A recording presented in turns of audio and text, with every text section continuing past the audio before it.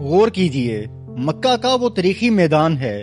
کوہ صفا کی پہاڑی پر کھڑے ہو کر اللہ کے نبی صلی اللہ علیہ وسلم نے پورے قریش کو آواز دی۔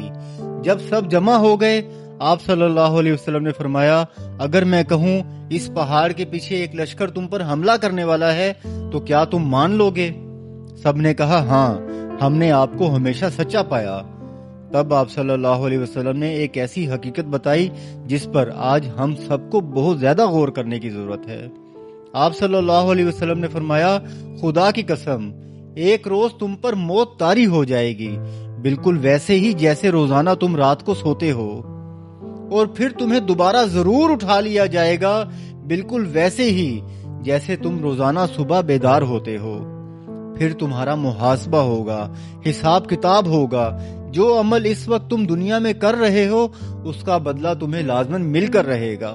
بھلائی کا بدلہ بھلا اور برائی کا بدلہ برا، اور وہ بدلہ کیا ہے؟